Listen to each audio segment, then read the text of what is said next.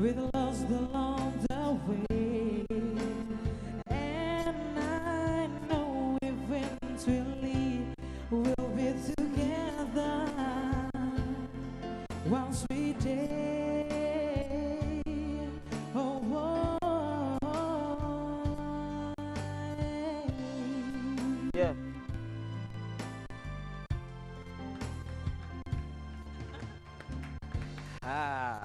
Kita senang kalau ada orang kesini menyanyi luar biasa, ya menghibur sekaligus memberi informasi. Amin. Imbang jadinya, ya bang ya. Ya, ada yang juga kita tanya nih bang, kan sekarang banyak orang yang punya pekerjaan seperti Pita Botaman ini. Saya ini Bang, ketua umum organisasi terbesar di Indonesia ini Bang. Apa itu? Itu Ikatan Pemuda Kelemar-Kelemar seluruh Indonesia. Saya Pengangguran maksudnya? Waduh. Pengangguran tapi berwawasan sepertinya. Kita angkat telepon dulu bang. Ya. Halo, selamat malam. Halo. Halo, selamat malam. Ya, dengan bapak siapa di mana? Halo. Ya, Pak Misrianto di Kalimantan Timur. Kalimantan Timur. Ya, silakan bapak langsung. Iya. Terima kasih. Assalamualaikum kepada narasumber. Waalaikumsalam. Waalaikumsalam. Begini Pak, tadi temanya kan mau mereformasi undang-undang pertanahan agraria begitu ya Pak ya. Saya ini ekstransmigrasi, masih zamannya almarhum Pak Soeharto. Yang saya tanyakan nanti kalau itu terjadi direformasi undang-undang agraria, yang mana yang lebih berlaku dengan yang undang-undang sekarang. Nah, sementara saat ini banyak terbentur semenjak ada otonomi daerah. Karena kan sekarang ada segala macam Pak. Sedangkan permasalahan kami ini belum selesai sampai saat ini.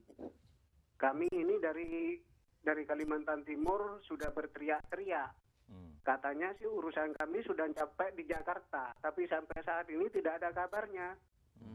Ya, kalau Pak Priyono memang beritikat baik pada kami, nomor saya itu sudah ada di operator. Jadi untuk tindak lanjutnya urusan kami ini semenjak 86 Pak kami selesai urusannya tumpang tindih. Baik. Dengan PTP segala macam sertifikat sebagian belum keluar. Terima kasih Pak. Assalamualaikum terima kasih. warahmatullahi wabarakatuh. Waalaikumsalam. Mas Priyanto. Pak Misrianto. Mas Pri, silakan untuk Silakan. di Kita memang sedih ya, KDPN menerima ada ratusan bahkan sampai sekian ribu pengaduan dari masyarakat kita dari belahan Kalimantan sampai Sulawesi, Sumatera dan seterusnya. Dan kita sampai habis punya suara meminta dan mendesak pada pemerintah, dalam konteks ini adalah Badan Pertanahan Nasional, untuk secara proaktif melakukan langkah-langkah yang terbaiknya, mencari solusi yang terbaik. Ada kadangkala itu tumpang tindih antara kepemilikan TNI Angkatan Laut dengan kultur budaya setempat, adat dengan adat, kemudian ada masalah pantai, masalah tumpang tindih dengan pertambangan, dengan kehutanan dan seterusnya. Kalau ini saja seperti keluhan tadi dari Bapak Kalimantan Timur saja memang lama nggak bisa selesaikan. Kita memang seperti negara tak bertuan di sini tuh. Saya betul-betul mendorong, kalau di posisi DPR sudah jelas, kami dalam posisi mendorong dan meminta agar selesaikan, tapi eksekusi kewenangan hukum kan ada pada pemerintah, pada instansi-instansi itu. Saya minta kepada BPN untuk lebih tanggap kepada problem-problem kemasyarakatan semacam ini. Dan ini ribuan loh yang ada ini. Kadang-kala ada orang miskin, orang yang unsur dalam ini, kemudian ada masalah seperti Bapak tadi, transmigrasi bertahun-tahun ternyata tumpang tindih dengan kepemilikan PTPN, pemilikan perusahaan ini, itu dan seterusnya. Kadang-kala kita geleng-geleng. Kalau gini terus, rakyat kecil akan semakin tergusur. Dan ini membahayakan kita punya norma sosial karena cepat atau lambat ini sumbu sosial nanti akan bisa meletus kalau kemudian ini nggak bisa diselesaikan dengan baik-baiknya. DPR akan mengikhtiarkan, untuk sebaik-baiknya. Tapi memang kalau respon dari pemerintah kita juga lamban, kita harus mohon maaf. kita sudah tentu saya tidak pernah mengajak kita mengadakan protes sosial yang sampai masif, tapi setidaknya kita harus meminta dan berani menjewer pemerintah untuk segera cepat tanggap menyelesaikan masalah-masalah ini. Ya, Bung Syahganda, ini ternyata masalah bukan cuma orang yang tidak mendapatkan tanah, tapi orang yang sudah mendapatkan tanah pun juga ada masalah. Ya itu Ini jadi khusus seperti itu kan kemarin Menteri Kehutanan mengatakan akan membagikan tanah ya per tahun itu 580.000 hektar ya tanah-tanah kehutanan. Nah kemudian kita berpikir ada problem seperti Pak Mas Rianto tadi yang sudah 24 tahun ya masih dia belum jelas status kepemilikan. Itu yang saya bilang tadi, kepastian hukum. Jadi pemerintah itu harus melihat 3 hal tadi. Pertama, struktur kepemilikan, bagaimana supaya tanah-tanah terlantar itu tidak boleh dikuasain lagi oleh orang-orang ya yang tidak pantas lagi menguasai. Dia sudah punya jutaan hektar ya, apakah dalam berupa konsesi tambang, konsesi oil and gas, batu bara. Nggak boleh, kalau terlantar langsung serahkan lagi kepada pemerintah. Kami tidak sanggup mengelola ini Pak, kami serahkan. Jangan pura-pura nanti, ini kita mau bangun tahun depan nanti, rencana modal belum datang. Enggak. janji surga. Nah, yang kedua itu pengelolaan. Pengelolaan ini harus jelas. Satu, induk BPN itu nggak kuat. BPN itu harus level Menteri Agraria. Dia mesti level Menteri.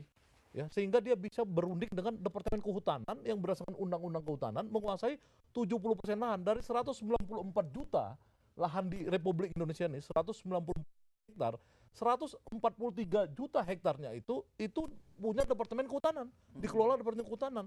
Nah seperti Kalimantan Kalteng itu semua itu masuk dalam kawasan hutan, sehingga orang Kalteng itu nggak bisa dia mengelola lahannya, harus minta izin dari pemerintah pusat, CQ Departemen Kehutanan. Ini problem rumit. Nah itu persoalan pengelolaan. Nah pengelolaan ini kalau kita mau ada keadilan, urusan tanah ini harus sendiri, di bawah kementerian sendiri. Kementerian Agraria seperti zaman dulu. Nggak cukup adanya BPN. Nggak cukup, karena BPN tuh tidak boleh mengurus yang kehutanan, dia cuma pemukiman. Jadi persoalan Bapak tadi yang di Kalimantan itu karena dia pasti ada benturan pelepasan hak dari pemilik sebelumnya yang diklaim misalnya katakanlah kehutanan. Iya. Atau pertambangan.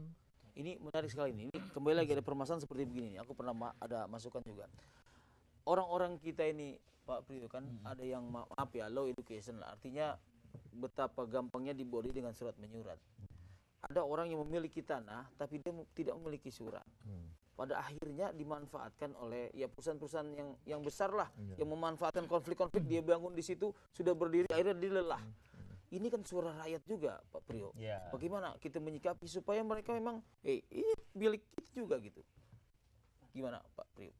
Itulah problem besar dari bangsa ini, untuk mencari solusi di mana rakyat kecil yang sebenarnya dari segi tata aturan memang mestinya harus dilindungin, itu semakin tergusur.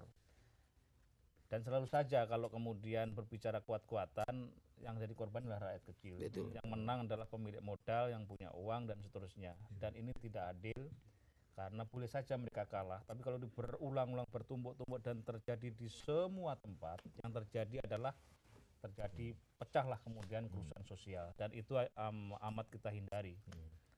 Karena taruhannya adalah republik ini, republik yang kita cintai ini. Jadi oleh karena itu, mau nggak mau yang kemarin sudah disusun dengan sangat baik secara konseptual oleh pemerintah, saya minta nanti saya malah justru punya gagasan dari pertanyaan Bapak dari Kaltim tadi. Itu pidato presiden Pak Priyo. Makanya udah 7 juta hektar mau dibagikan Pak Priyo. Makanya untuk nanti kita akan mengundang secara bersama 7 menteri dengan kepala BPN misalnya. Dan tadi kemarin saya sudah, minggu yang lalu saya sudah bicara dengan pimpinan komisi lain, termasuk dengan pimpinan DPR. Kita dudukkan mereka bersama-sama untuk mencari solusi terhadap ini. Kalau nggak buntu dan ini membahayakan sendi-sendi sosial kita. Baik, luar biasa. Tapi kita harus beri pemirsa, bagi Anda yang ingin melakukan saran ke acara kami, kirimkan saja lewat Facebook di bijak_jaktv@yahoo.com. Jangan kemana-mana, tetap di Bijak, bicara tanpa jarak, ya kan?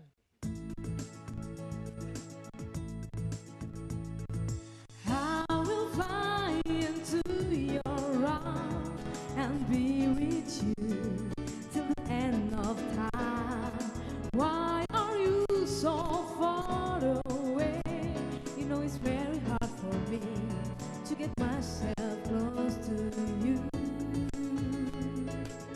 to get myself close to you.